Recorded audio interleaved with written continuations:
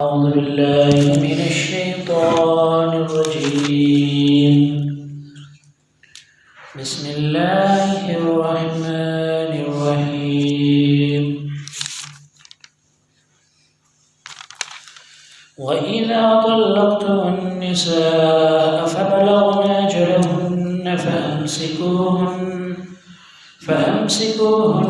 بمعروف أو سرحوهن بمعروف ولا تمسكوهن ضرارا لتعتدوا ومن يفعل ذلك فقد ظلم نفسه ولا تتخذوا آيات الله هزوا واذكروا نعمة الله عليكم وما أنزل عليكم من الكتاب والحكمة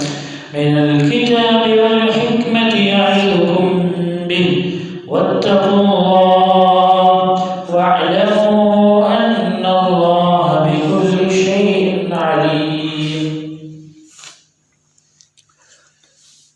اللہ فرماتا ہے وَإِذَا طَلَّقْتُمُ النِّسَاءَ فَبَلَغْنَ أَجَلَهُنَّ، جب تم اپنی بیویوں کو طلاق دے دو اور اس کے بعد وہ اپنی عدت پوری کر لیں، فَأَمْسِكُوهُنَّ بِمَعْرُوفٍ، تو یا تو اچھے طریقے سے ان کو روک لو، عدت پوری ہونے سے پہلے اچھے سے روک لو، اور سرحوهن بمعروف، یا پھر اچھے طریقے سے اس کو آزاد کر دو، اس کو جانے دو بھلائی کے ساتھ. تو یہ ان دو طلاق کا ذکر ہے جس میں ایک شوہر واپسی کر سکتا ہے اپنی بیوی سے. ان دو طلاقوں کے بارے میں بیان کیا گیا جن میں شوہر کو یہ حق ہے کہ وہ واپسی کر سکتا ہے، یعنی طلاق رجعی عدت میں. تو جب تک عدت میں ہے تو اللہ تعالیٰ نے شوہر کو یہ حکم دیا کہ اگر یہ عدت میں ہے اور تمہارا ارادہ ہے اپنی بیوی کو واپس لینے کا تو لے لو، لیکن ارادے میں کوئی برائی نہیں ہونی چاہیے کہ ہم اس کو پریشان کرنے کے لیے نکاح میں لے رہے ہیں، واپس لے رہے ہیں. جیسا کہ زمانے جاہلیت میں ہوتا تھا کہ ایک آدمی اپنی بیوی کو طلاق دیتا تھا، جب اس کی عدت ختم ہونے والی ہوتی تھی پھر اس کو واپس لے لیتا، پھر اس کو طلاق دے دیتا تھا. تو یہ کس لیے؟ صرف اس کو پریشان کرنے کے لیے، عورت کی پریشانی کو بڑھانے کے لیے صرف یہ کام کرتا تھا.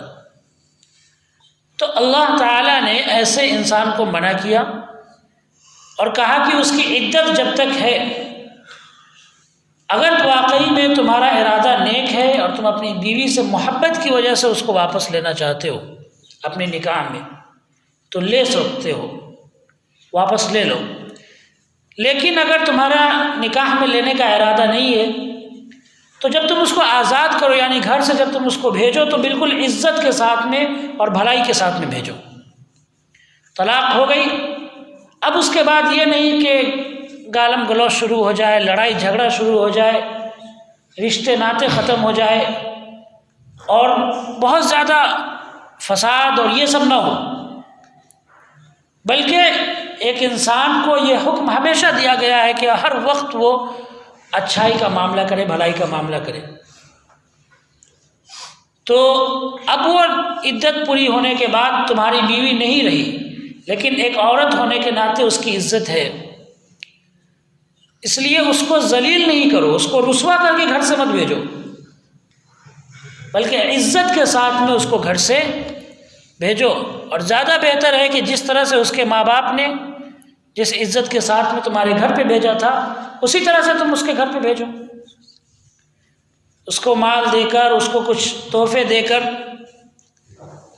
تو یہ اللہ تعالیٰ نے حکم دیا ان عورتوں کے بارے میں جو عدت پوری ہو گئی ہے. تو فرمایا اور سرحوهن بمعروف، ان کو چھوڑو بھی تو اچھائی سے، ان کو گھر سے جانا بھی دو تو اچھائی سے، بھلائی سے.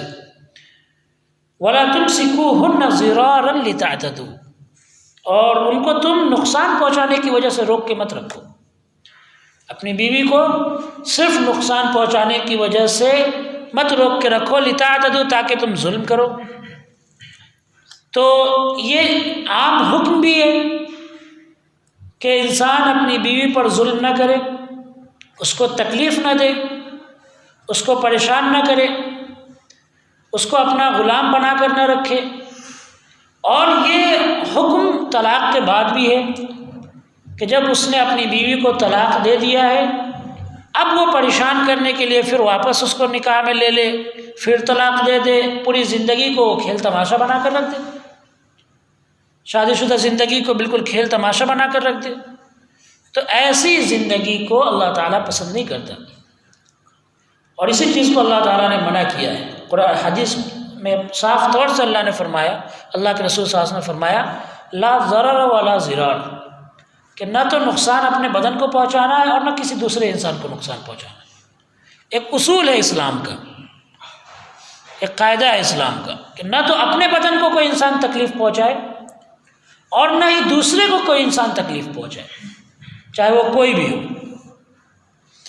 اور اللہ نے فرمایا وَمَن يَفْعَلْ ذَلِكَ فَقَدْ ظَلَمَ نَفْسَهُ، جو انسان ایسا کرے گا فقط ظلم نفسہ، تو اس نے اپنے آپ کے اوپر کیا کیا؟ ظلم کیا۔ یعنی جس انسان نے اپنی بیوی کو تکلیف دینے کی وجہ سے پھر اس کو واپس نکاح میں لے لیا صرف اپنی بیوی کو پریشان کرنے کے لیے، اگر ایسا کیا ہے فقط ظلم نفسہ، تو اس انسان نے اپنے اوپر ظلم کیا ہے۔ اور اللہ تعالیٰ کہتا ہے وَلَا تَتَّخِذُوا آیَاتِ اللَّهِ هُزُوًا، اور اللہ تعالیٰ کی آیتوں کو تم کھیل تماشا بنا کر مت رکھو۔ اللہ نے جو آیتیں قرآن کے اندر جو احکام بتائے ہیں، ان حکموں کو، اللہ کی آیتوں کو کھیل تماشا مت بناؤ۔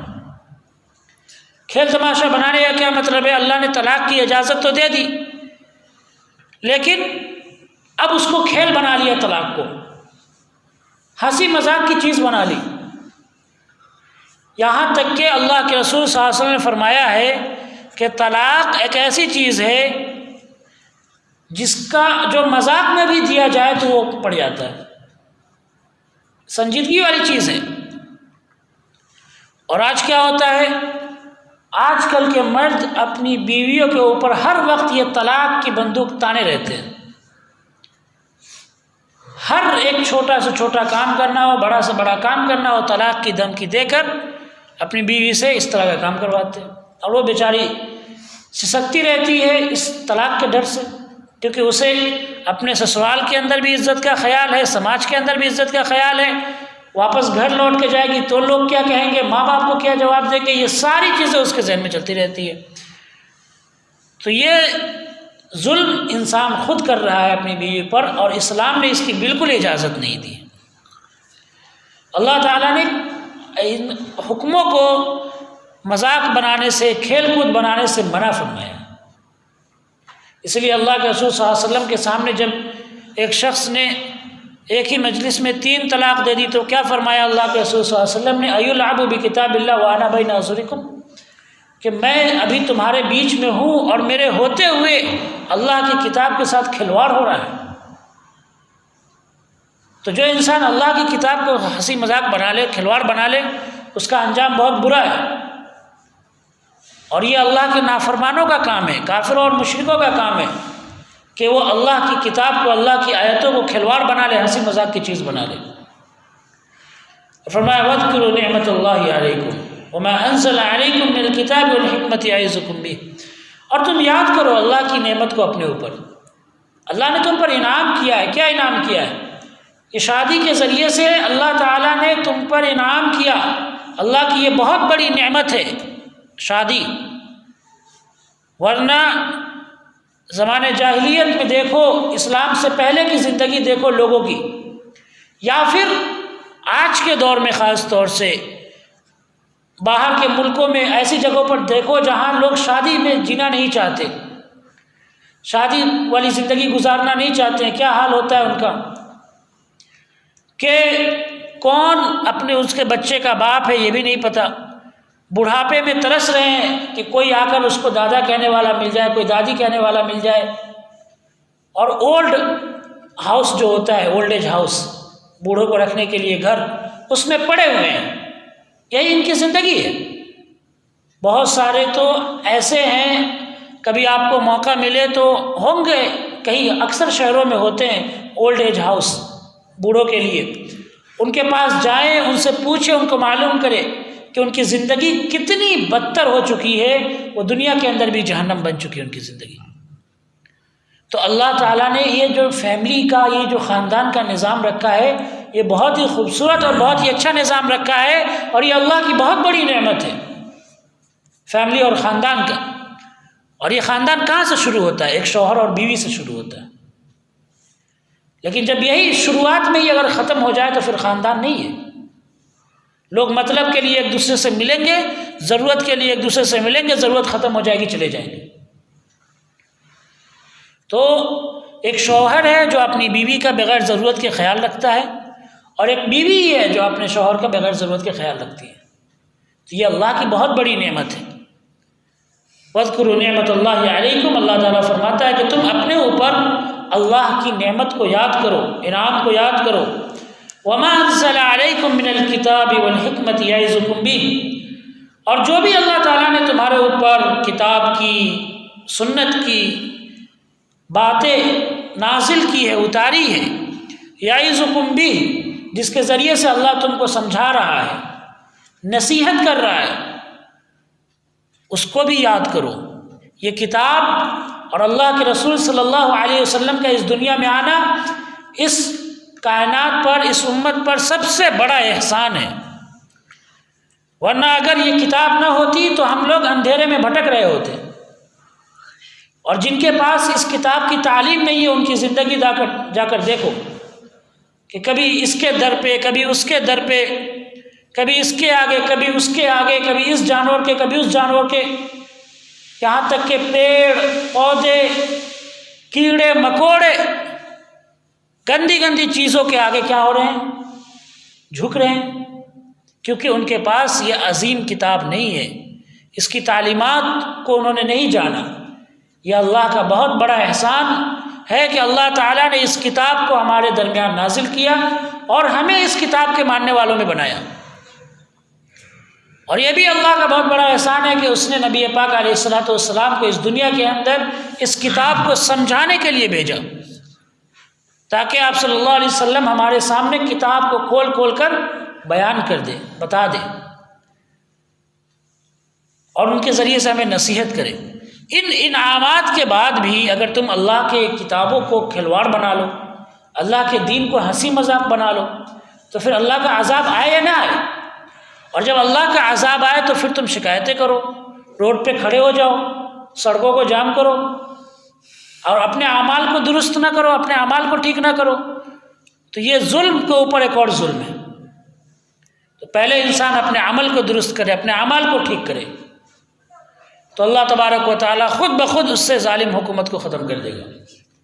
واتقوا اللہ واعلموا ان اللہ بکل شیء علیم، اور اللہ سے ڈرتے رہو، اور یہ بات جان لو کہ بے شک اللہ تبارک و تعالیٰ ہر چیز کا علم رکھنے والا ہے، ہر چیز کو جاننے والا ہے۔ تمہاری نیت میں کیا ہے، تم نے کیا سوچا ہے، کیا سوچ کر تم نے طلاق دی ہے، کھلواڑ کس طرح سے کر رہے ہو، اپنی بیوی کو کیا تکلیف دے رہے ہو، ان ساری چیزوں کو جاننے والا اللہ تعالیٰ ہے۔ اللہ تعالیٰ کے علم سے کوئی چیز چھپی نہیں ہے، اس لیے اللہ سے ڈرتے رہو۔ اللہ تعالیٰ سے دعا ہے کہ اللہ ہم سب کو کہنے سننے سے زیادہ عمل کرنے کی توفیق عطا فرمائے۔